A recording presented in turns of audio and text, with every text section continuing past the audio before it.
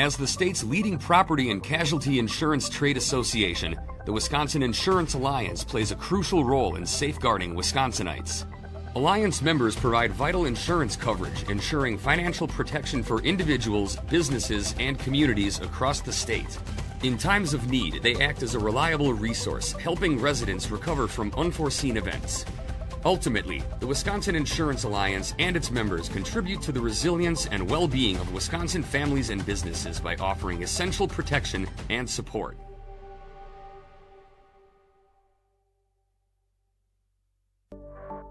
WisI video of the WisPolitics Madison Luncheon Series at the Madison Club is made possible with sponsorship support from the Wisconsin Insurance Alliance.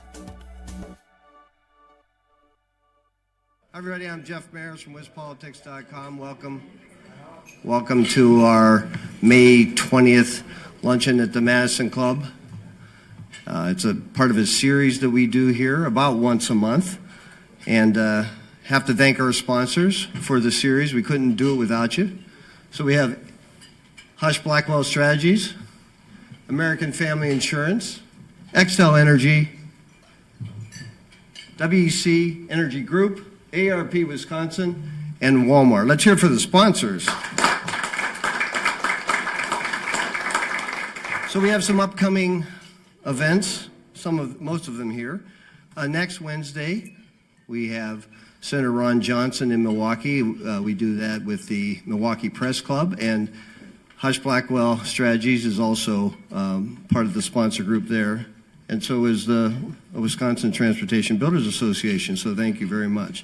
On June 5th, we'll have these two major state party chairs here, Brian Schimming and Ben Wickler, to talk about their state party conventions. The Republicans just got done with their state convention in Rothschild, up in the Senator's District.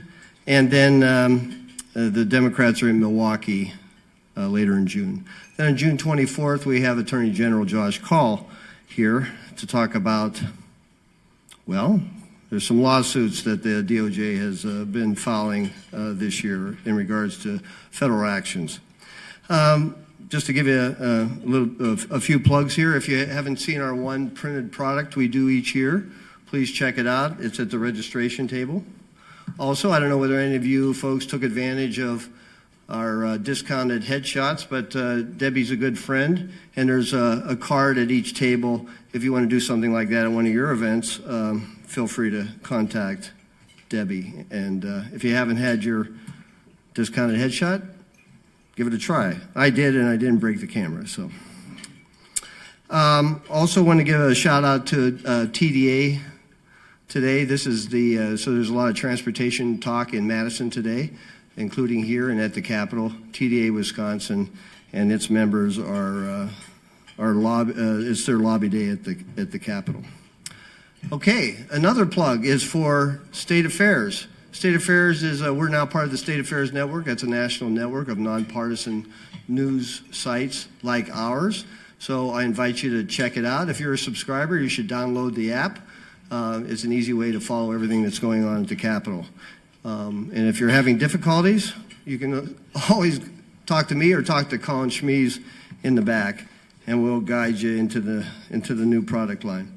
All right, now we're actually going to talk about what we're here to talk about, transportation.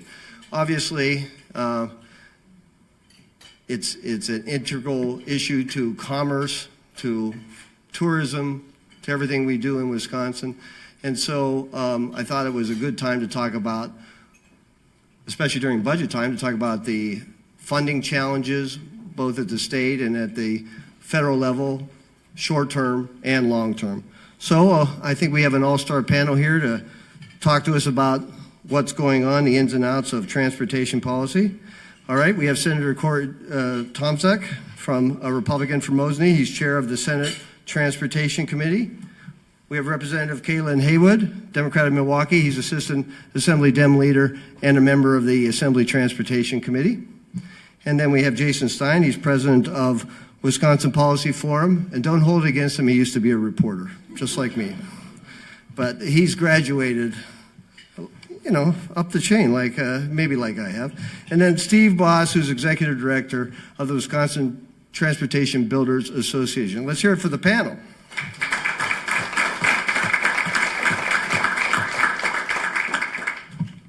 So I thought we could talk a little bit, maybe before we get to the state level, to talk about what's going on at the national level. You know, when we talk about transportation budgets in the state, we don't always talk about what's going on in aviation, and we don't always talk about maybe the federal funding portion. But we have a new transportation secretary from Wisconsin, and Sean Duffy, a former congressman, and he's been wrestling with troubles at the FAA, and you know, that affects all of us, including airports in Wisconsin. But Steve, you know, you've been out to D.C. a few times, and you know, aviation is part of your portfolio. How are things looking for, you know, Sean Duffy and the U.S. Transportation Department? Yeah. First, thanks, Jeff, for holding this panel today. I'm actually cautiously optimistic with the landscape in Washington. You know, there's a lot of what I would classify fear porn out there, depending on, you know, what your partisan inclination is, where people overreact and go crazy with stuff. I really think transportation is one of those areas where there is a good working relationship between both parties and there's general philosophical consensus. But I think the challenge, the bad news on this is Secretary Duffy is inheriting something that we know but don't often act on, is that transportation is, to an extent like gravity, it's easy to take for granted, but you ignore it at significant peril. And for a long time on the federal level, we have taken it for granted. There has not been any creative efforts to recapitalize the Highway Trust Fund, and some of those bills are coming due. And you know, the feds, much like the report indicates the state has here, they've had to stretch limited dollars a long way. So I think the bad news is some of the bad decisions or lack of decisions of the past are probably coming home to roost right now in some transportation areas, and aviation is clearly one that is front and center right now. The good news is, you know, with the reauthorization scheduled for next year of the comprehensive transportation funding bill, there is a good bipartisan focus on working together and getting that done and getting it done on time. So I'm optimistic. A lot of challenges, but I think there's some silver linings in the clouds as well. Right, and both U.S. Senators, Tammy Baldwin and Ron Johnson, did vote for Sean Duffy. Okay, so Jason, I want to go to you and talk about the Wisconsin Policy Forum. I stole your idea to do this event, because the Wisconsin Policy Forum did a great report called Roadmap: Assessing and Funding Wisconsin's Transportation Needs at the end of last year. And I thought that it was, from a historical standpoint and where the state needs to go, it was indeed a roadmap. And I just want you to sort of like go through, you know, some of the, you know, the major findings there. I think the lead, if you will, is that just depending on the general fund, even though it's healthy right now in Wisconsin, may prove unsustainable. So why is that? Well, thanks, first of all, to Jeff and to the audience, as well as to, you know, the sponsors of that report. Who I'll mention was TDA, the Wisconsin Economic Development Institute, MMAC, and CARW. When we look at what's going on with transportation, I mean, I think the finding that was most striking to me out of the report was, if you just look at transportation revenues adjusted for inflation, they're at the lowest levels since 1998. And I think the question would be, from the audience, would be, well, why don't we feel that? And the reason is because in recent budget cycles, including this one, we've been putting in increasing amounts of general fund dollars, income and sales tax dollars that would normally go to healthcare and education, into the transportation fund. That shoe hasn't pinched yet, because we've had these, you know, once in a generation, once in two generation general fund surpluses. And we can do that for probably one more cycle. And then after that, there's going to have to be a real reckoning. And that was what the report really tried to deal with in more detail. And I mean, I don't want to monopolize the time here, but I think just to wrap up, Wisconsin, what are we? We're a manufacturing state. We're an agriculture state. We export about $28 billion worth of those kinds of goods each year. And, some of them, quite frankly, spoil pretty quickly if you're talking about milk or cheese or things like that. And so in that context, the transportation system and a mechanism for financing it is really important, and that's what the report was about. Okay, so I want to ask you specifically about when indexing was stopped under Governor Doyle. Sure. I was there in the Capitol. You were there. I'm old enough to remember that. Okay, so how bad did that pinch? How bad did that affect what you point to as future unsustainability?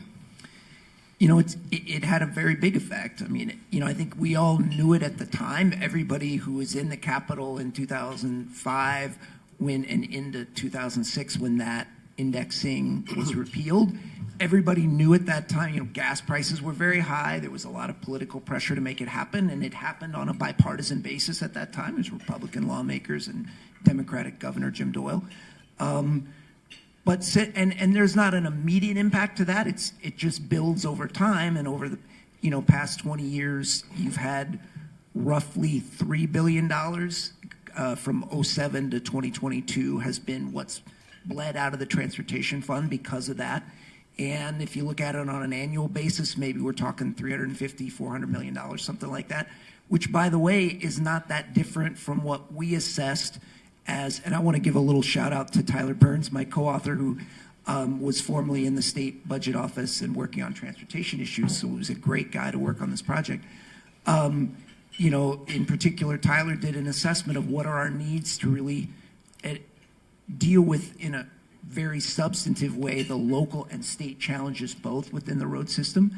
And it was something like, $400 million of additional revenue. So, the problem that we have today looks a lot like what we lost from repealing index. And the forum is not here to advocate for that, but you asked me the question, and that's the answer. Right. The other thing that's affecting the transportation fund, there's many things, but I was struck by what the debt service is. 16% is funneled into debt service, which is, I don't know, is that higher or lower than other states? Or it's certainly historically high for Wisconsin.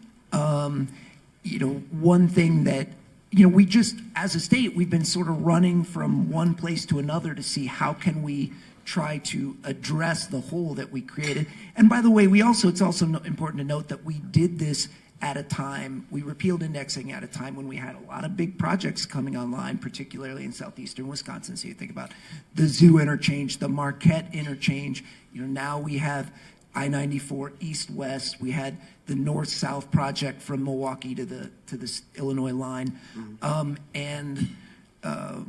We looked at debt, borrowing. We, in the mid-teens, we did a lot of that. We've had local wheel taxes.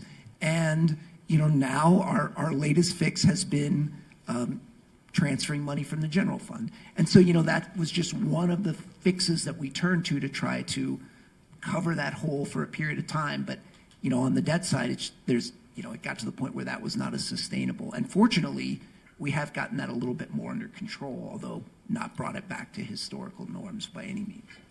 Okay, so I want to turn to our two state lawmakers now, one Democrat, one Republican. Traditionally, I think at the federal level and the state level, the road budgets, the transportation budgets have been pretty bipartisan affairs.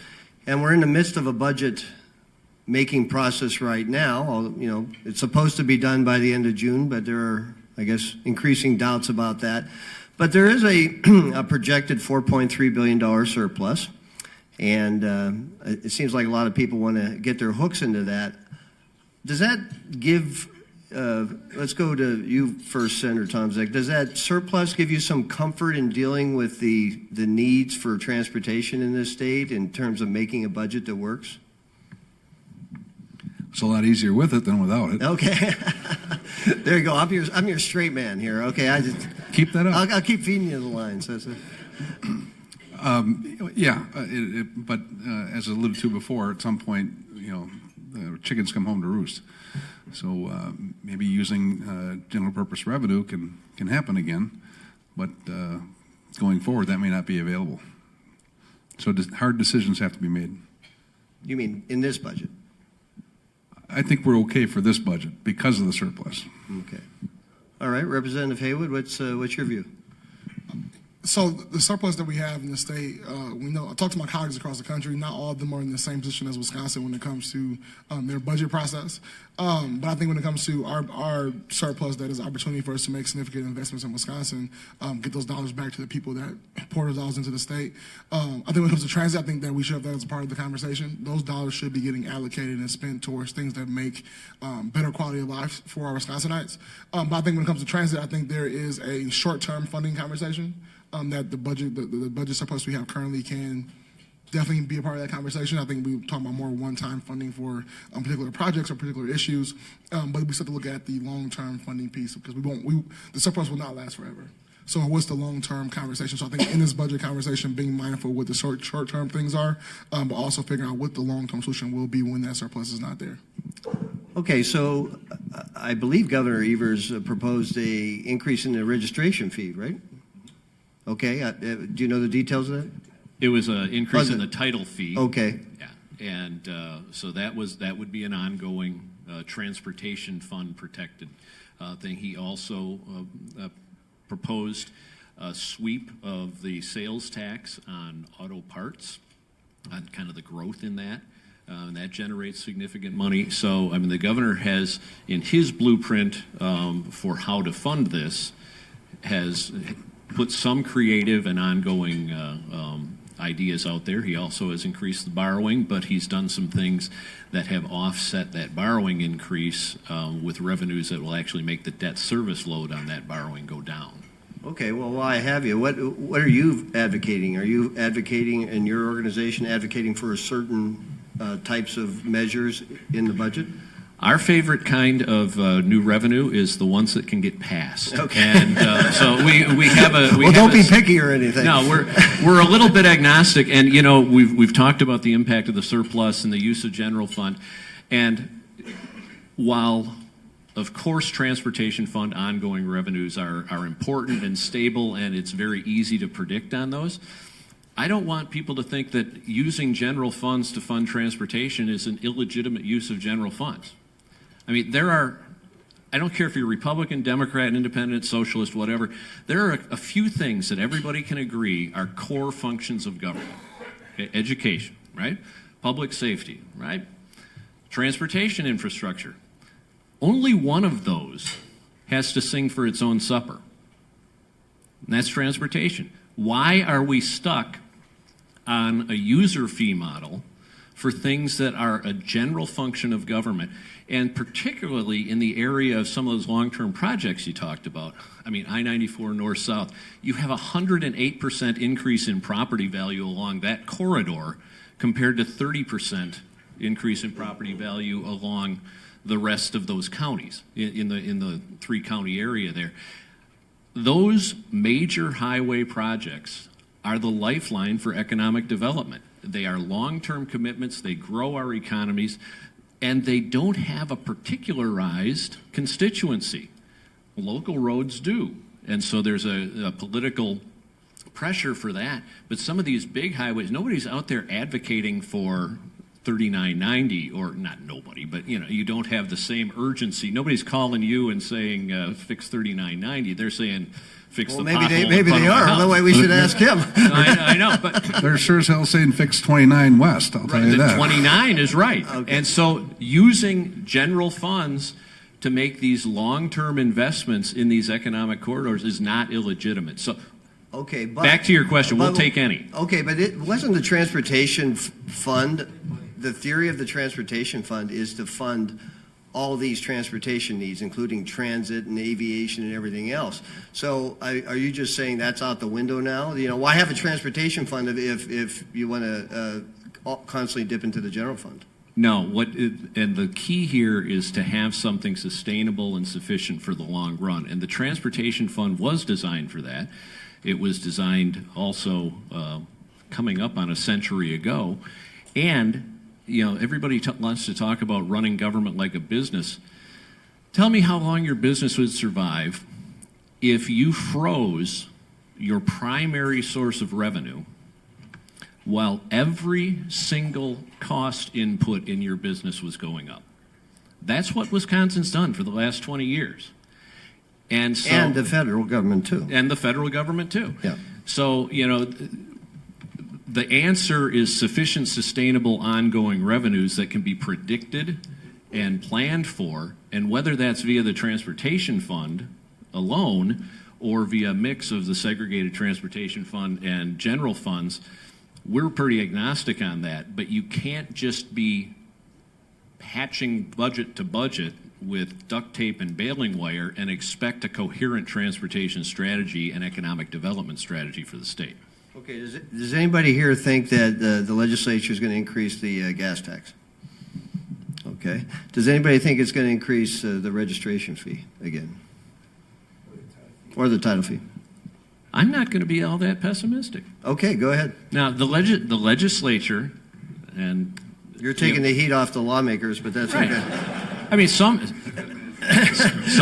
I think. Yeah. I don't see you guys reaching for the microphone down there. I mean, as alluded to by the legislators, I mean, this is going to take tough decisions. And the legislature is capable of making tough, long-term decisions. They've done it over and over again. They don't necessarily like it, and sometimes they do it only when all the other alternatives are gone. But they're capable of doing that. And when you look at revenue options, you want to do VMT, you want to do gas tax, you want to restore indexing. Nobody's going to be throwing a parade for you on any of them.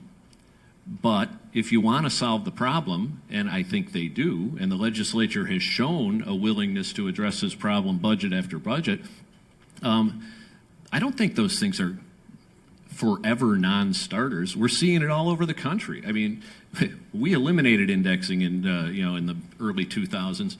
The trend around the nation right now is states creating indexing. There have been, I think, like 38 states who have raised their gas tax in the last 5 years. I mean, this is not necessarily the third rail of politics that some people want to imagine it to be. And you guys can tell me if I'm wrong. Well, it's a third rail if we don't have good education and messaging out to our constituency. Because too many people don't understand the complexity of many of these issues that go on in the state. They just see it from the 30,000-foot view, what's going to affect them, and not what's going to affect the state as a whole.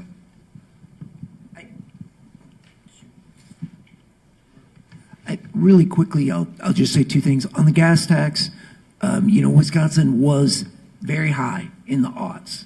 We were, depending on how our you ranking. In our national ranking, correct. So, number 2, number 4, depending on how you look at it, that is no longer the case. We were much higher than any of our neighboring states. We're now more in the middle of the pack on those. So that has changed.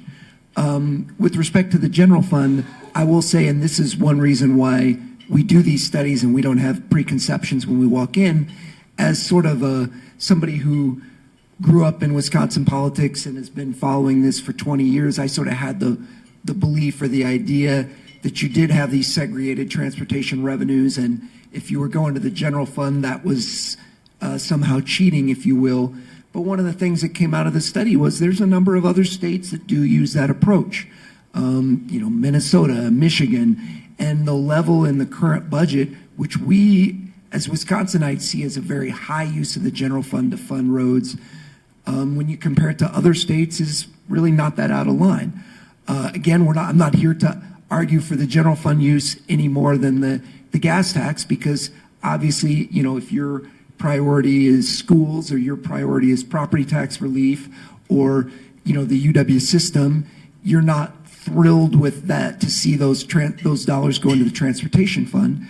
But, as we just tried to identify what are options that are legitimate things that other states do, it's out there. Okay, yeah. Wisconsin, according to your report, seems to rank in the middle of almost all the indexes that you use, including the spending per motorist. The report, I'm just going to run down this. The report recommends things to consider in the future. Increasing transfers from the state's general fund, well, that seems to be a check.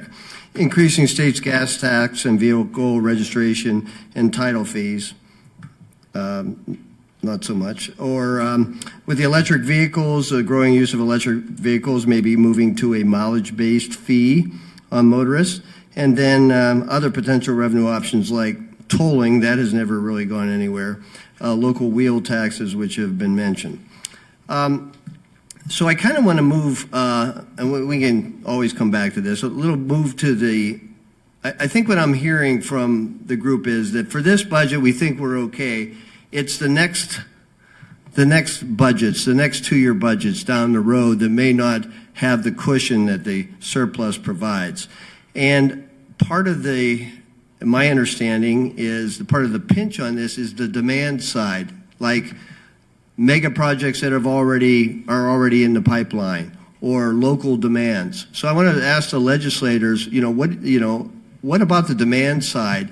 Is the demand side just increasing and increasing in terms of what your constituents want and need? Let's go with you, Representative Haywood. Yeah.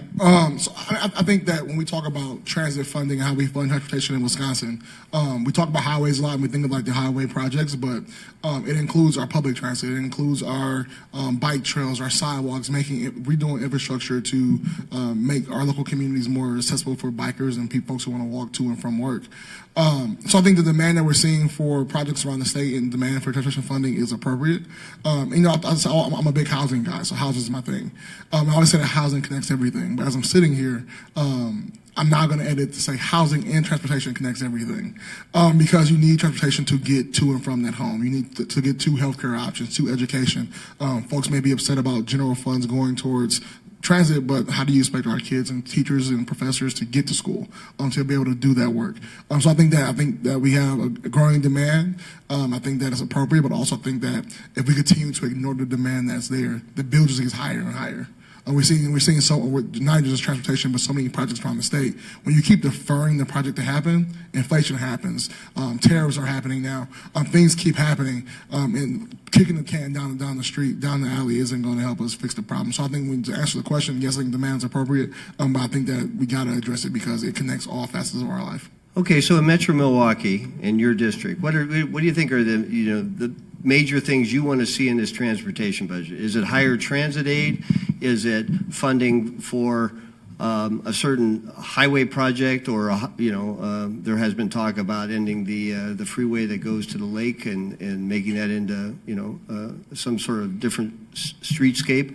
I mean, from your standpoint, what are the major things that you're worried about in this budget? Yeah, I think the redesign of the interstate in the lakefront part of Milwaukee is super important. I know I had folks really pull me to the side yesterday when I was out in the district doing some work and advocating for. Not only does it just change the layout of Milwaukee and create some opportunities for that developing that space. It's going to create jobs, which I think is super important right now. But for me also too, I think what's also important, the governor put $60 million in the budget to go towards traffic calming measures. Republicans on Joint Finance pulled it out of the budget, but I think we need to talk about Milwaukee in my district. We got to have actual infrastructure redesign.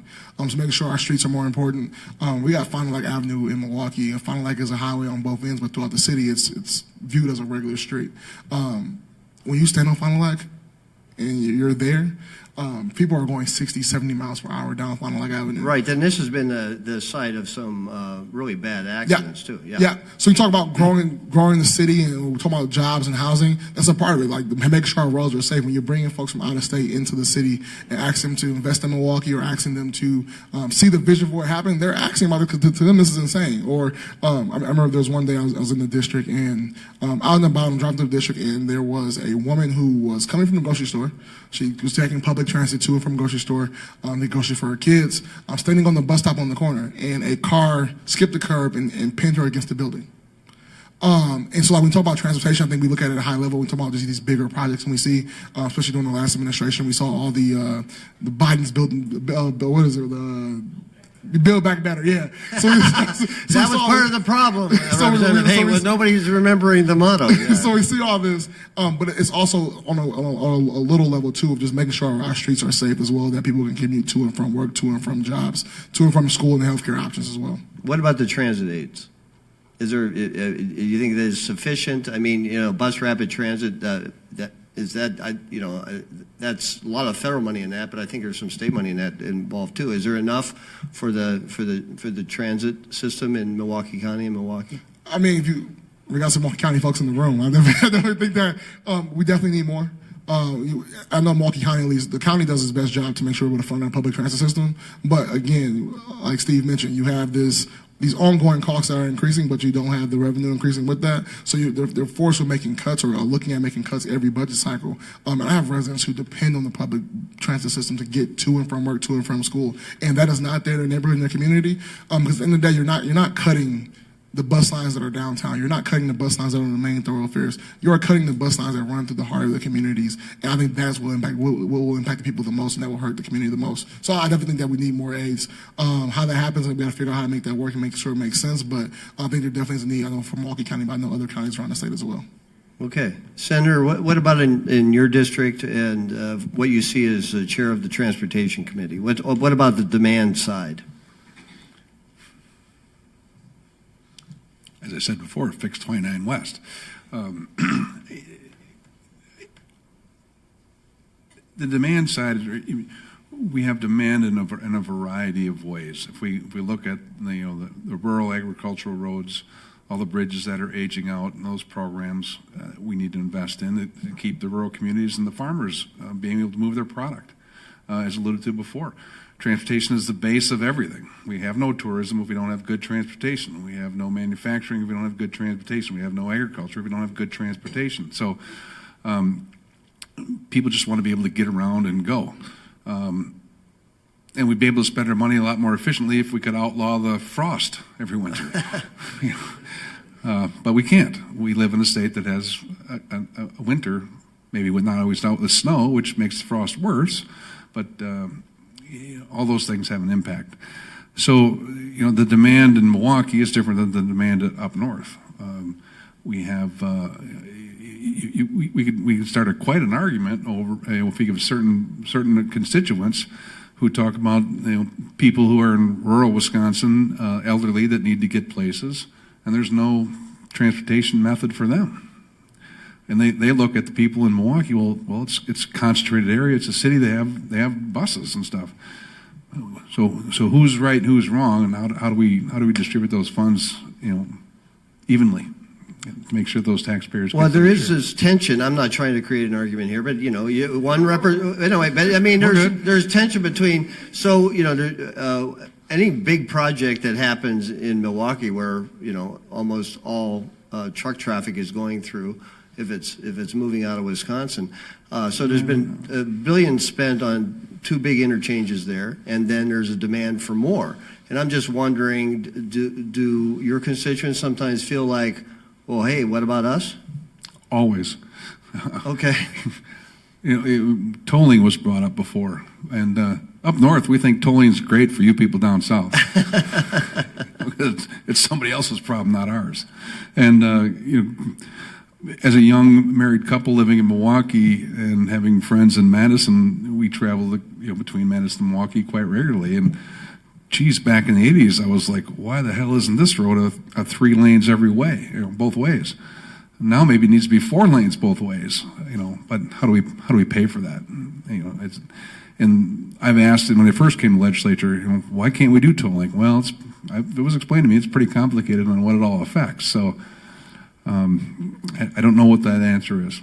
I really don't. But okay, well, let's talk about the pinch of the mega projects. Isn't at a certain point do we have to curtail our demand for these mega projects, or are they so essential that we just have to find a way to pay for them? Well, that's a setup. Of course, I think they're so essential. You can curtail them. But what this does is it points directly to, I think, the conclusion of the report. Our current system is sufficient to fund our network of local roads. And it's sufficient to fund our arteries for the economy, the major highways, the mega projects. But it's insufficient to do both at the same time. And so what you're put into, if you're WisDOT or if you're the legislature, is a situation where you have to decide how to stretch these dollars, and you have to choose. It's Sophie's choice every budget. Either come up with the money, or you have to choose your big projects in the southeast, or the big economic corridors, or the local roads and the rural roads. What we advocate for, and what the long-term solution is to have a system that is sustainable to fund both. Because right now, we're in a situation where, our strategy, if you're in the legislature or, is to be the last hostage shot, which isn't much of a strategy. You're hoping that your project isn't the one that gets cut to make ends meet. And that's a horrible strategy. That's a horrible way to plan it. It's a horrible way to build an economy. And so what we have to do is we have to fundamentally change the system so that it's sufficient and sustainable over the long term to fund both of them. And I would argue, we've kind of come to a tacit consensus here. Oh, we're okay for this budget. I want to push back a little bit on that, because if you ignore it this budget, it just becomes bigger next budget. And we're playing chicken with an economy, and you're hoping that money's there, and you're putting yourself in a position where a $1 billion problem this budget, if it's unaddressed, is going to be $1.5 billion or $2 billion problem next budget. And then you're into a situation where you either have to cut projects, or you have to make some really hard choices on the spending. So I would argue, don't just take a pass this budget. Let's at least start putting some of the foundations and some of the building blocks in place to make next budget and future budgets easier. As you can see, Steve is a lobbyist, but anyway, go ahead. Real quick, before we move too far, I think that in Wisconsin, we make this urban versus rural argument too often when it comes to all of our issues. And quite frankly, it's a Milwaukee versus Wisconsin issue. But what the senator just expressed about what his constituents are saying about needing access to transportation in rural Wisconsin are the same reasons and same concerns that my residents have. Now, we might have more options and maybe more condensed, but when we legislate and we design the way we run our state government in a way that creates winners and losers, everyone's losing.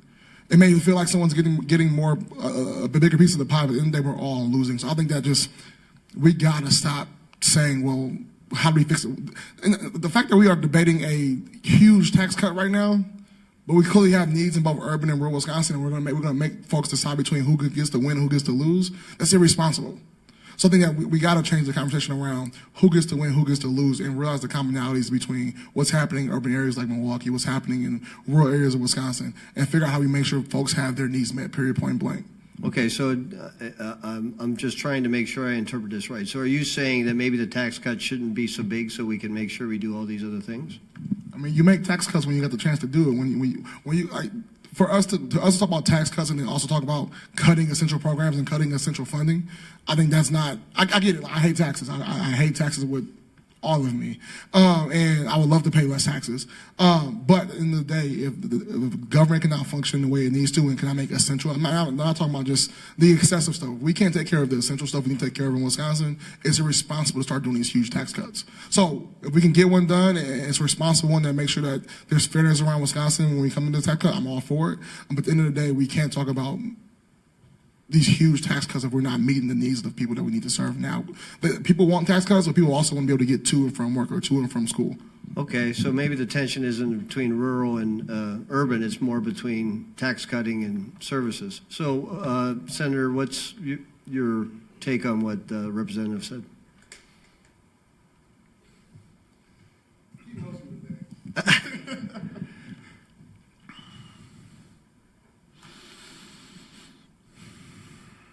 To tread carefully here. I think that at the end of the day, you like to pay your taxes, right? I said I don't. I do though, but I don't. No one likes bills, but yeah.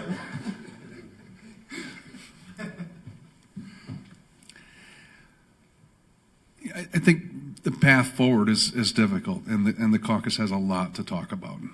We don't have the governor hasn't talked to the leadership in the Assembly and the Senate in quite some time. How are we going to find that path forward? I love taking shots at Tony for some of the decisions that he makes. I mean, and no disrespect, sir, but do we pass a 400-year tax to fund? It's an investment, not a tax. It gives local government a chance to raise their tax levy, not make them do it. Would the same thing work for transportation? But the question you asked me was, is it a tax? It's not a tax. It's an investment. The opportunity to invest at that. Oh, what could go wrong? What could go wrong? It's a difficult path forward. I guess that's all I'd say. All right. What about the new administration in Washington? I don't think we've seen we've seen some pressure on transportation through the DOGE efforts, and there have been some edicts from U.S. Department of Transportation to the states. Is everybody here confident that the federal portion of the state transportation budgets in Wisconsin is going to be met in the next couple of years, or do you have to like hold some money back in case it doesn't come through? I'll go first. No, I think that's for everything right now. I think we have DOGE and the current president and his allies in Congress talking about making cuts and making government smaller. So I think for us in Wisconsin, whether that's at the state level doing our budget or for local entities that get federal funding through the state, everybody's uncertain right now. There's nobody that's comfortable with what's going to happen in the next 90 days or next 6 months. Every morning I'm getting crazy news alerts about what the current president is saying he's going to do or not do. So I think for me the answer is a clear no. Okay, Senator. Yeah, I think we have to wait it out and see where it all shakes out. I think we have to watch, what the federal government does with its budget, its funding, all the things that DOGE is claiming to find, and is Congress going to then make those cuts? Is that money going to be available before making sure the basic programs are there? And I think Wisconsin needs to do something similar. But earlier we talked about having the budget done by June, and I smiled because I think there's things that are up in the air. So are you advocating waiting it out? I'm advocating for my caucus. We'll just say that. We have a lot of discussions to do. Okay, that doesn't seem like everybody's ready to roll. You're pretty intuitive. Oh, well. All right. I detect a bit of sarcasm there, but that's okay. I'll take a compliment however I get it. Okay, Jason, should the state hold back on doing transportation, a transportation budget until it knows what the feds are going to do? So what I would say is this, I think to some degree there was a little bit of an overestimate by some of what like the federal infrastructure law and some of the initial investments might mean. And I think to some degree when it comes to transportation at least, and I'm not talking about all the other areas of federal spending, it's probably on the whole for the state in a little better shape than what people might expect just because of the bipartisan nature of transportation. So I second a little bit of what Steve said there. Now, does that not mean, though, that there could be some specific impacts and that things that you would want to hit the pause button on at the state or local level? Yeah, I give you one example, transit, in the transit realm, which was an important part of our report, even though I haven't talked a lot about it today. You take a community like Madison that did their east-west BRT line. They had plans to do a north-south. I think the mayor would probably agree with me that it wouldn't make a lot of sense for them to move forward with that. That's all. The capital part of that project, largely federally funded, much more of a question mark whether they could get that sort of a federal grant now. So there'd be an example of a pause. Some of the other areas, the electric vehicle charging stations, that some funding was available from the Inflation Reduction Act. Also some areas like that where I think you have. Well, that seems to be going away. Whether or not road and highway funding. I'm not initially seeing the same level of concern that you would see for that as you would see for some other things. So, the state, I would also add that the state always has the ability to adjust its budget based on things that the federal government does, although, again, that's also a political process and not necessarily always easy if you're trying to just work on one piece. But well, right. They do a 2-year budget, but they could come back and do adjust the budget in the We've second been there year. for adjustment bills. We both, several of us up here have Right. been there for those.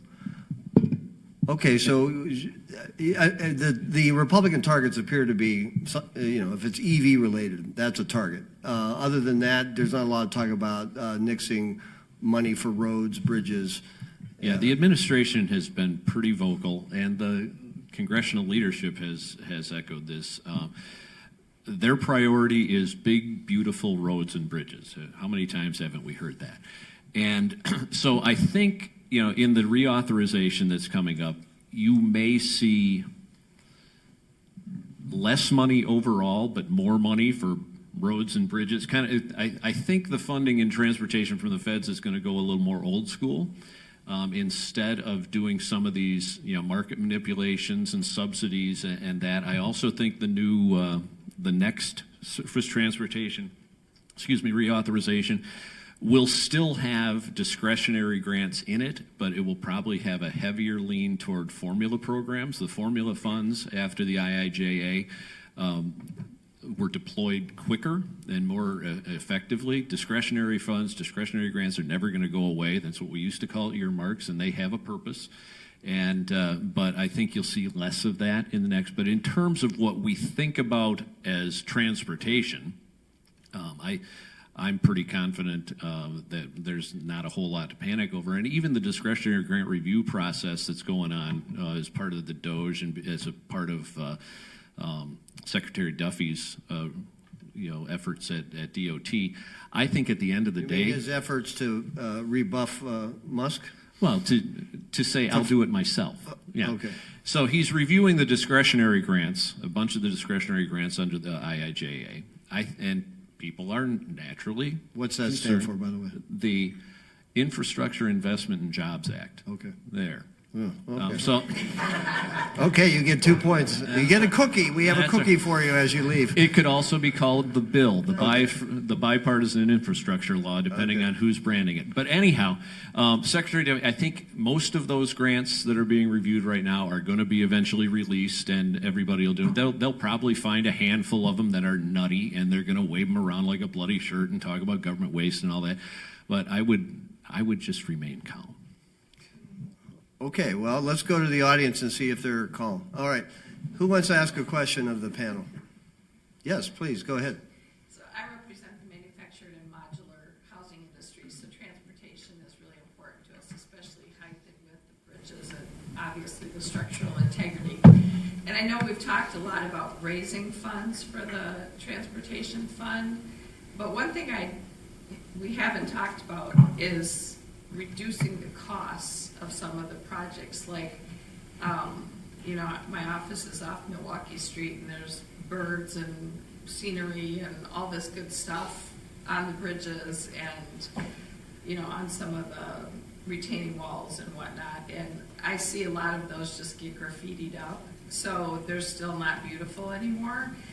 Is there any cost savings? I know it wouldn't solve the problem, but if we stopped doing stuff like that, anybody ever done any research on that? Well, I've heard the issue come up before, but Senator, Representative, is that something your transportation committees have discussed about reducing the costs of the beautiful bridge? It's not come up in front of my committee yet.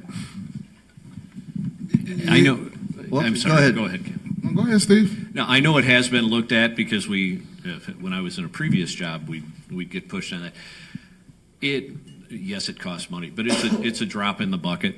It really doesn't have a significant impact on the purchasing power of the transportation fund. And one of the dirty little secrets or hidden little gems of our transportation system and our road building system is it's really pretty efficient. The low bid system has served Wisconsin taxpayers very well.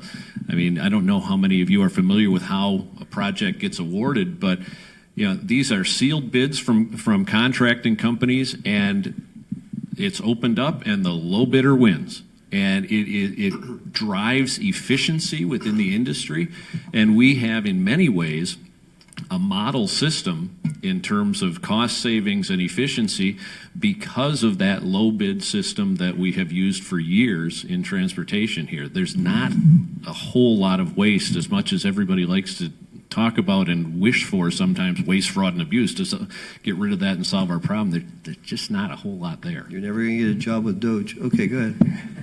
Just know that on the Assembly side we haven't, but I think that just when it comes to any spending of taxpayer dollars, we try to find out what's the most efficient and cost-efficient way to get the job done without spending excess funds. But I don't think that is going to. I mean, I think it's something definitely should look at and talk to. But to Steve's point, I don't think that is going to fix our broader budget issues. But definitely something to look at, though, and or tell folks to stop graffitiing. That too. We have more than 1,900 units of government in Wisconsin that have some responsibility for roads. We got 72 counties. We got like 600 cities and villages and like 1,250 towns, a little bit less than that. And so, there may be some opportunities for some types of efficiencies in area, like operationally, like snow plowing, things like that, and particularly in some of the rural areas. Although, again, some of those towns are pretty lean. I think probably the biggest area for savings would be the old stitch and time saving 9. And when you look at what they're able to do in terms of maintenance and addressing issues within roads before they become to the point where the road has got to be torn up and completely rebuilt, that I think is one area where there is a significant area for savings, but there is some cost to that as well. And the last thing I would just point out is that, again, a lot of things in public policy we talk about, we'll flip the switch on, we'll flip it off. And a lot of times that is how elected leaders and policymakers think about things. And sometimes that's appropriate and possible to do. But when you talk about roads, when you talk about the amount of materials we have, the amount of equipment we have, the amount of labor we have, which is a significant issue going forward, and having the skilled labor to do these jobs, we can't simply do that, and so we do need to chip away at it, particularly if we want to have things done on a cost-effective basis. So that would be I know that's not exactly the type of cost savings that people want to hear about, but I think it is probably the most significant one.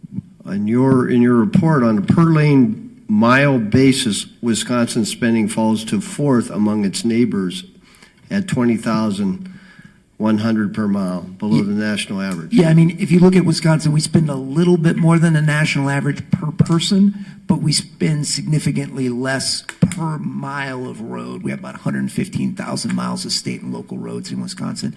And why is that?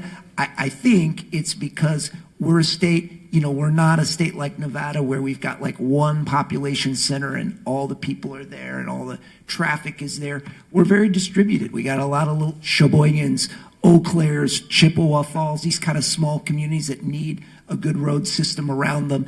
And also, newsflash, it gets pretty cold here. And so, when you also look at the high cost states per mile or per person, they can be your North Dakotas, your Michigans, they're not typically like Arizona, and that's, we got no power over that.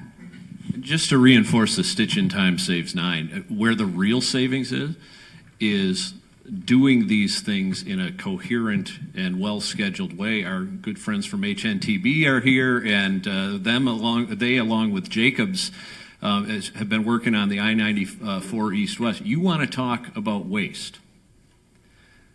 Letting the federal record of decision expire without enumerating that project and pushing that project back by 10 years, I will say conservatively will end up costing this state over $500 million in increased costs due to inflation and due to other delay factors. And it just drives home your point.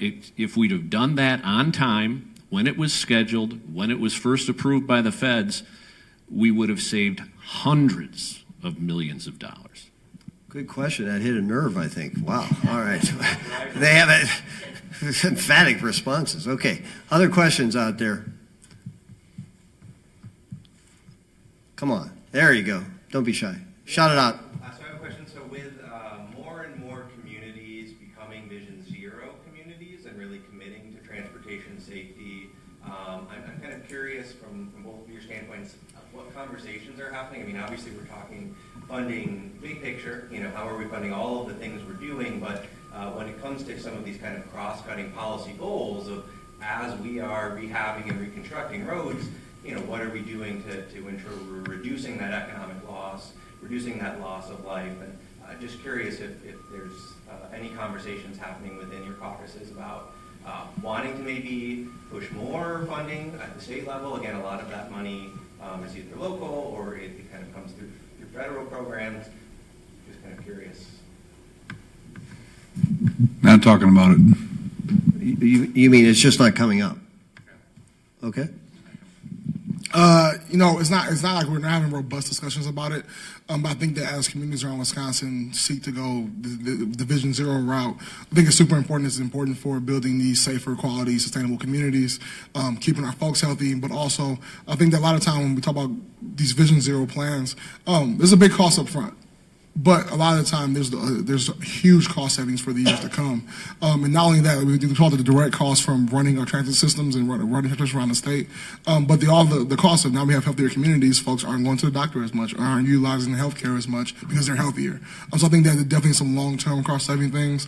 We want to balance protecting our environment and keeping folks safe, but also balance providing adequate transportation. But hasn't been a robust conversation, but definitely something that's always been in the back of mind about how do we make sure we support this. A lot of the time is now between the federal and the local folks. But I think right now the goal for the state should be to make sure that local governments have what they need to fund their transportation systems. And then when we have that figured out, then talking about how we support this new innovative way of doing transit. All right, good question. Go ahead. Probably a question for Jason. Imitation is the most sincere form of flattery. Is there a state, whether it's nearby or Hawaii for that matter, that in your research is doing it really well as far as transportation funding that we can just copy and say, hey, that's the way to do it. They're doing it great in Minnesota. It should be Hawaii so Jason can go there and study it. Yeah, I mean, it's a great question. I mean, we have a lot of models in, the states around us. Minnesota and Michigan have both the general fund, significant use of general fund. Illinois, obviously, as we're all aware when we drive down to Chicago, has tolling. Iowa has traditionally had, a lighter touch approach, but, did increase its gas tax significantly a few years ago. Our role is not really to say, okay, this is the right way to do it. And genuinely, I think with transportation, there's a lot of ways to. I'm trying to not say skin the cat anymore because it doesn't always go over people so well. No, so we'll just say there's a lot of ways to get the job done. We'll just not do anything to the cat.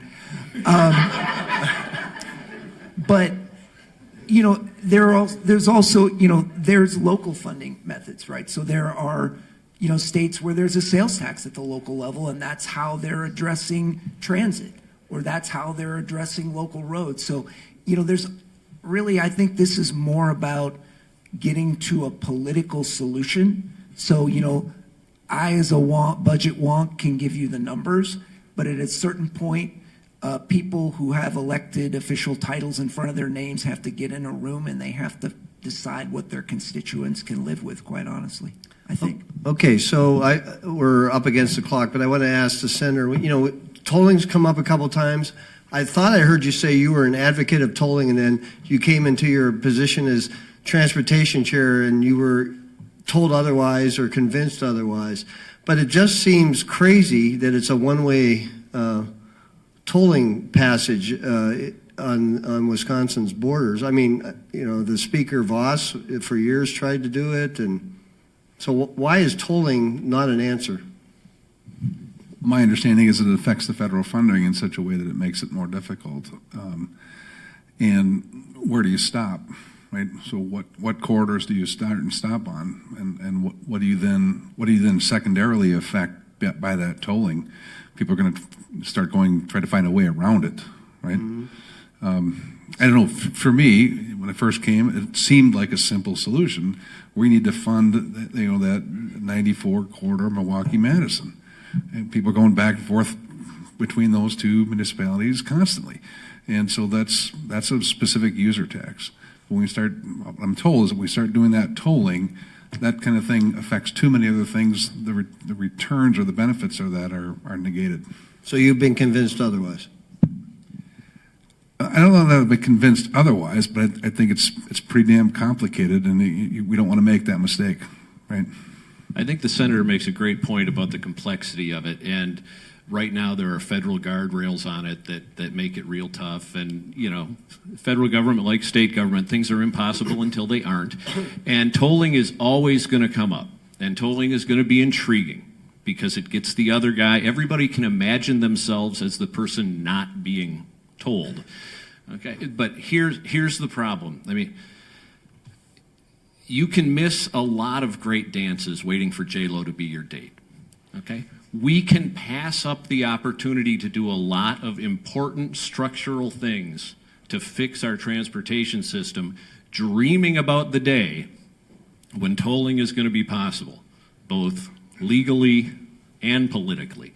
And so I don't want to throw cold water on anybody who has dreams of tolling, but it ain't going to happen anytime soon. And so how about you find a nice date to go to the dance with now instead of dreaming about who your dream date is? I shouldn't even try and follow that. Yeah, I was just I'll just say very quickly, tolling has gotten easier with the kind of iPass system that is out there. It's not as expensive as it used to be. However, there's still a significant capital upfront cost, and there's cost to operate it. The gas tax is not popular. Maybe having sales taxes, for example, on sales of auto parts or electric vehicles or other things that we've done, also challenging in some ways, but it's very simple and cheap to implement that. And you do want to at least factor that into whatever your preferred decision is. Representative Haywood, do you care to have the last word? Well, I have never dreamed of tolling. I have better dreams than that. But I think that it's always been a conversation. I go to Illinois often, and I hate paying tolls, but I think we talk about funding and, again, the short-term and long-term things we need to get done in order to make sure that we're able to fund transportation. It's definitely a tool in the toolbox, a tool I'd rather not go to right away, but I think when it becomes a sense where it makes sense, like the senator said, with federal regulation and federal funding, and also how it impacts local folks. But what we can't keep doing is we can't just keep increasing registration fees or title. Because what I hear is folks don't have this $300-400 now to go spend on getting a vehicle registered, which causes a bunch of other problems. So I think that we have to think about every time we think about, again, I was not rooting for taxes earlier when I talked about the tax cut. But when we raise these fees or these taxes, they impact real people. These people these are real consequences for people they have to do that make barriers to, I want to buy a car now, but now I can't afford to get the car registered. Or I can't afford this every single time because now I'm deciding between registration and my medicine. So I think that when we talk about just long-term funding, we have to make sure we're balancing getting the money in the bank to be able to pay for things we need, but also not putting a burden on residents who cannot endure that burden. Okay, well, that ends it. Thank you, Representative. Thank you, Senator. Thank you, Steve. Thank you, Jason. And thank you to our sponsors and all of you.